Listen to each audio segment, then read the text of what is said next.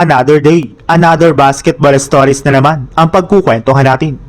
At ngayon nga ay pag-uusapan natin ang balitang pag-upset ng Orlando Magic sa Detroit Pistons at ang balitang bagong game plan na gagawin ng Los Angeles Lakers sa kanilang Game 2. Ginulat nga po ng Orlando Magic ang Detroit Pistons sa kanilang Game 1 matapos nga po nila itong talunin at i-upset sa score na 112-101. Kahit man nga po nakapagtala si Cade Cunningham ng 39 points sa kanyang 13 out of 27 shooting sa field goal ay hindi para naman nga po ito naging sapat. Since bukod nga po sa kanya at kay Tobias Harris na kumuha ng 17 points ay wala rin naman nga po silang ibang players na nag-step up ngayon sa kanilang laban. Masyado nga pong nag-struggle ang kanyang mga teammates kagaya ni Jalen Duren, Ausar Thompson at si Duncan Robinson. Hindi nga po kagaya sa Orlando Magic na halos lahat ng mga starters ay nag-step up sa pagtatala nga po nila ng double-digit points sa paunguna ni Paolo Banchero na nakakuha ng 23 points.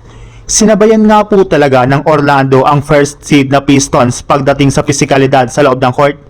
Kaya ito na nga po ang mismong dahilan bakit nagawa nga po nila itong talunin at makuha ang 1-0 na kaalamangan sa kanilang serye. Tuluyan na rin naman nga po nalang nakuha ang home court advantage na maaari nga po nalang gamitin para mas makaangat pa sa kanilang serye. Sa ibang balita naman, bagamat man nga po na ipanalo ng Lakers ang kanilang Game 1 laban sa Rockets ay inamin para naman nga po ni Lebron na napakahaba para naman nga po ng season. Napakarami para naman nga pong pwedeng mangyari sa mga susunod nilang laro kaya kailangan nga po nilang mag-focus at hindi magpadala sa hype sa mga nangyari. Marami para naman nga po silang nagawang pagkakamali sa kanilang Game 1 na dapat nga po nilang ayusin sa mga susunod nilang laro.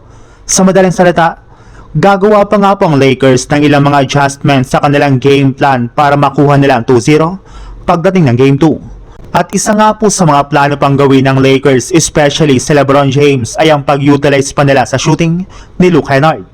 Gagawa nga po ito ng mga bagong play para makakuha si Luke Kennard ng mga libre pang tira sa 3-point line.